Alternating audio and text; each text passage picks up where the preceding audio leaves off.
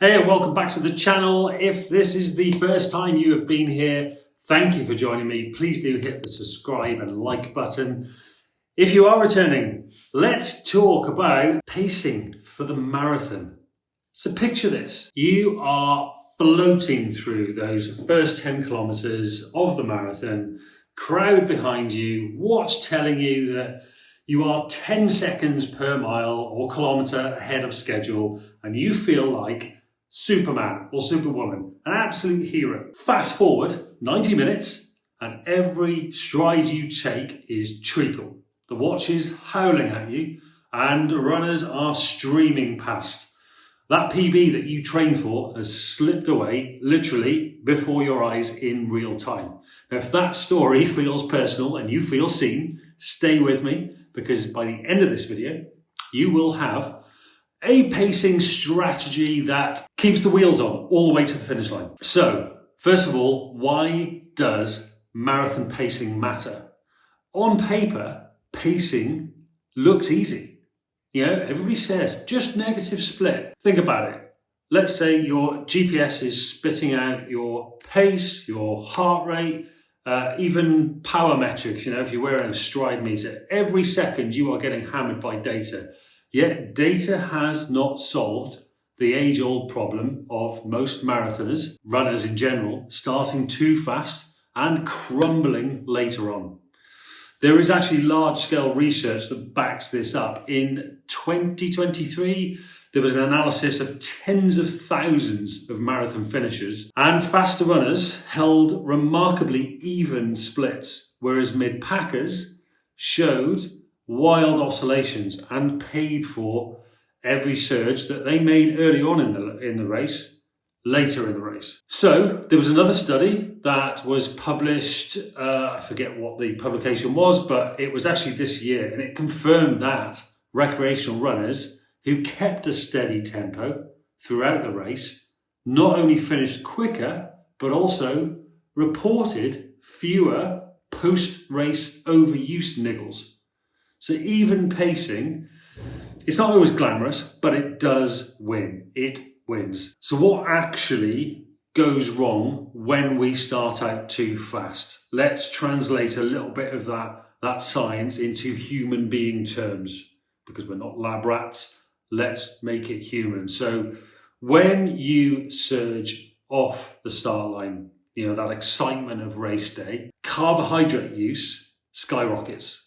Glycogen, which should last you roughly 32k, 22 miles-ish, that begins to empty like a leaky bucket. By the time you reach the business end of the race, you are running on fumes. And data that is from something like 1.7 million, I think the study was, recreational runners, those performances showed that runners who opened more than about 6% faster than their eventual average suffered the largest collapse in the final 10k.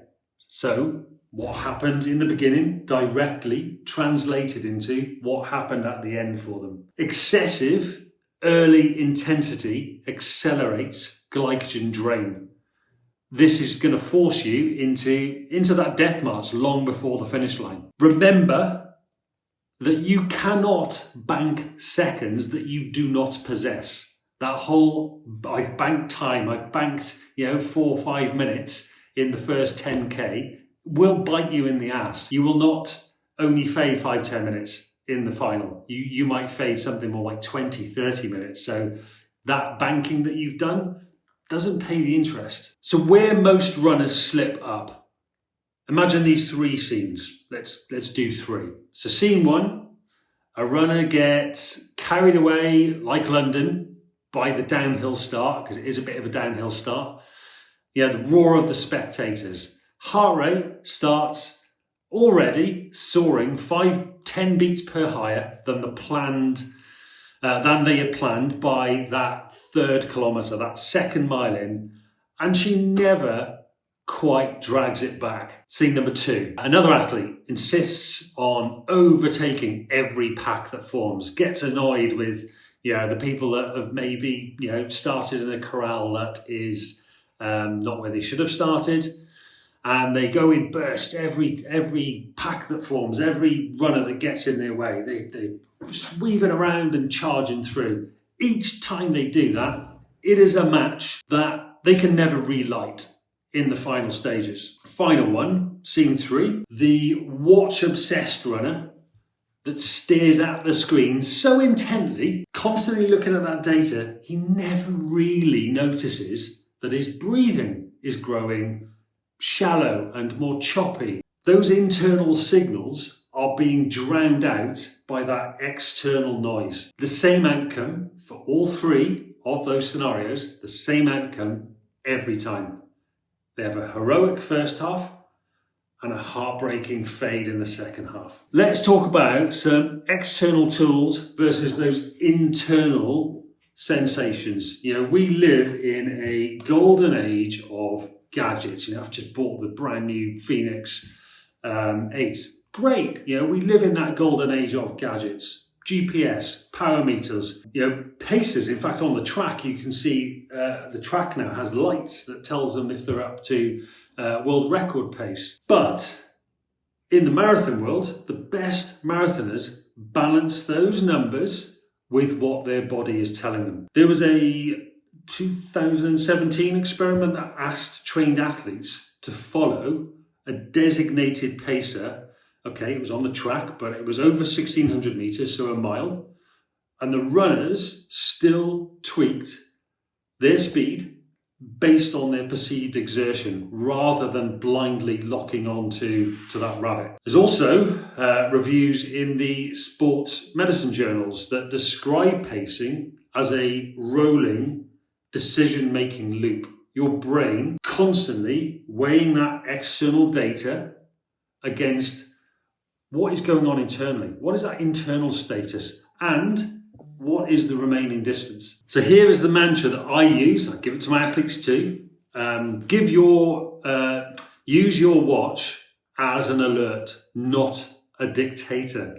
You need to take your body first, device second. Your heart rate, for example, if you go out thinking about heart rate, your heart rate is going to be quite different on race day than it is on in your training days, because there's the excitement. First of all, there's the nerves, there's the stress sometimes of race day. It can really exacerbate things. So following heart rate can be a bit of a disaster. So let's talk about that little superpower, that internal, it's called interoception, and it means sensing those inside signals, your heartbeat, your deep, how deep are you breathing, core temperature. It's actually a little bit of an invisible skill that lets more experienced runners almost guess within a split second of where their intensity is at. N of 1, I was saying this to somebody yesterday, I can tell you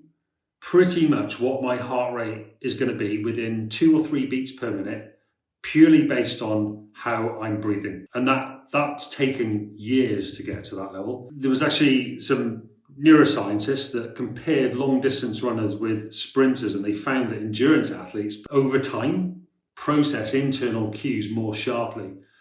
There was I think it was 2019 review that argues that training itself hones that sixth sense, and that better interoception feeds back into sharper pacing control. So it does take time.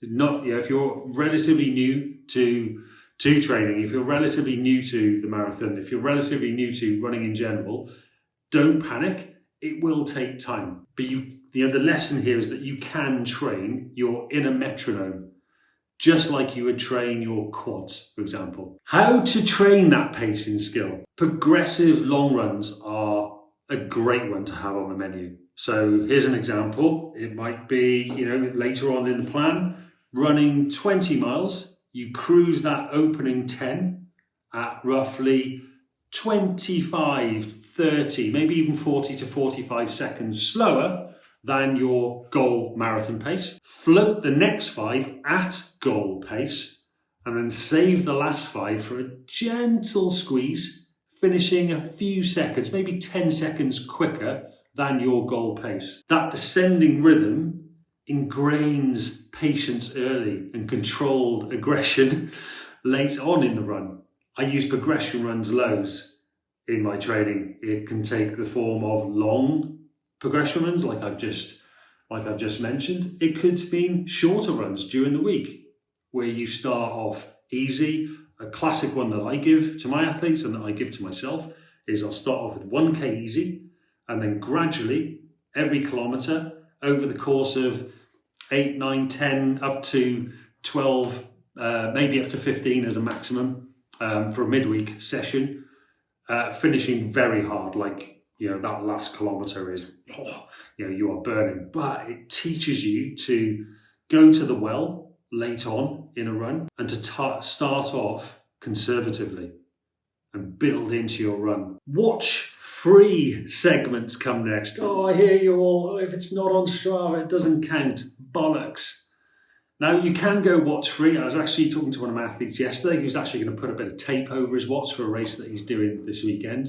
But you could pick, a park loop, for example. Tape over your watch face.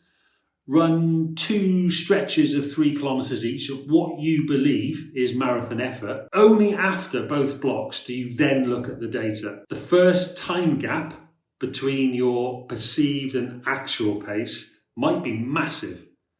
But try it again in a month's time, 2 months' time. By then, that gap will shrink and your internal GPS will calibrate, not your watch, your internal GPS. Another one you can do is sustained marathon pace intervals. These help build durability. You could do something like 3 times 5K at race pace with 3-minute jogs in between. For rep 1, you could glance at the watch. Rep 2, you go entirely by breathing rhythm. And rep 3, check the watch again. Compare, see how that comparison is between the 3 repetitions. Most athletes are stunned by how precise feel can become. Lastly, mindful, easy runs do round out the toolkit. Sometimes, I love running in my headphones. I love having music on or a podcast, but sometimes it's good to just leave the earbuds at home. Spend 30 minutes focusing on 2 cues.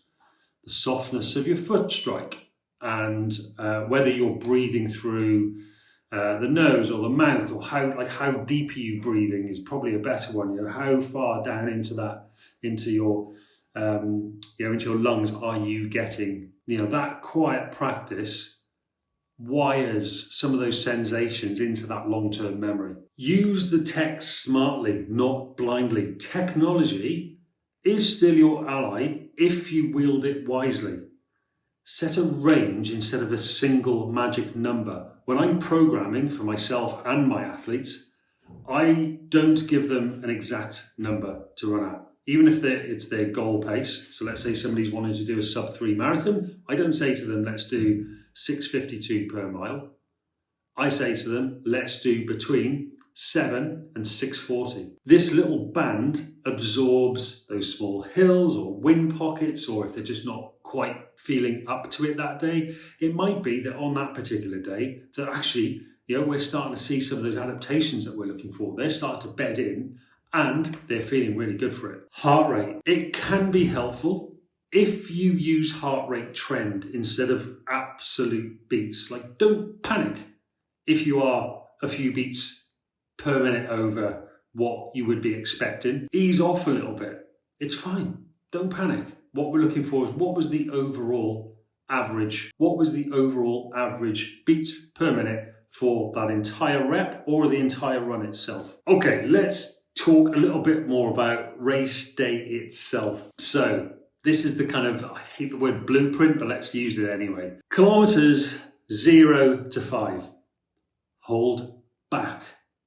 Even if people start to move away from you, let other people run their race. Even if the road drops away and the crowds sound like you're in Wembley Stadium, you should still be able to speak in full sentences. If you have tapered well, you will stand on the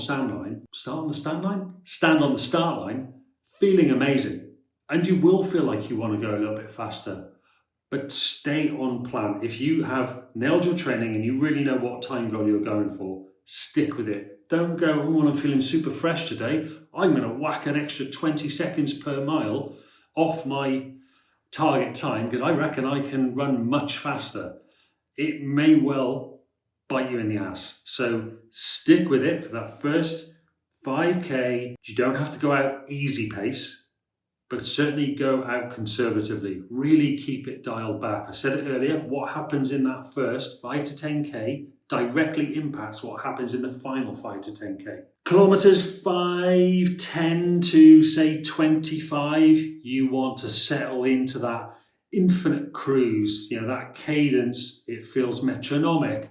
Breathing is a calm 2 in, 2 out, for example. You really should feel like, yes, I'm starting to work, but this doesn't feel crazy uncomfortable. I feel like I can keep going here. Kilometers 25 to 30, 35 miles 13 to 18 up to 20. Just keep checking in every mile that you are running. Just do a little audit. Can I sustain this for another 6 to 8 miles? Can I sustain this for another 15 kilometers? If the answer is a little bit shaky, dial it back. Don't keep pushing it because it really will bite you. It's okay, dial it back a little bit. 10K, that final 6.2 miles, you've hit 20 miles, the traditional place where the wall is. As long as you've been fueling correctly and you've been answering those cues, those physical cues, and not constantly looking at your watch, you may and probably will enter the pain cave. Shorten your stride a little bit. Lift your cadence a little bit. Stay tall. Control your form, and the speed will look after itself. Now, here's one of my mantras, and I've written it on the board here. H-A-C-K, hack. Check in with yourself, and you can do this throughout the whole race. H is for head. Is your head nice and tall, or is it starting to dip over? If it's starting to dip over, bring it back up. Imagine you've got a balloon pulling you towards the sky. A, are your arms still moving? Relaxed, but moving. Oftentimes when we start to fatigue, we start to start to just get a little bit lazy, or we start to tighten up a bit. Relax. A relaxed runner is a better runner. There's a reason why us amateurs look at the elites and go, God, they make it look so easy. That's because they are keeping it easy. They are relaxing themselves. C, chest. Is your chest proud, or is it pointing towards the ground? If it's pointing towards the ground, bring it back up. Keep your head tall, keep your chest proud, keep those arms relaxed. And then the final one, knees. Are your knees driving, or are they dragging? Because if they're dragging, your feet are going to be dragging and you are going to be slowing down. So keep relaxed, but keep driving. And remember, hack. Head, arms, chest, knees. Let me give you a real world example of one of my athletes that I coach who actually implemented this. So name's Laura. She's a full-time teacher, mother of 2. She was stuck at 3 hours 30-ish for years. We introduced some of those progressive long runs, and we also did some of those watch-free tempos. Okay, she couldn't leave her watch at home because we need the data, but she would put she'd just put her sleeve over the wrist. On race day in London this year, she crossed halfway in 1 hour and 40. And then the second half, she did in 1 hour and 39. Just an amazing, that is a negative split, but it just showed that she nailed that pacing mastery was there. So let me answer perhaps some of your questions. I'm going to try and preempt them. So should I aim for an even or negative split? Even is the safest.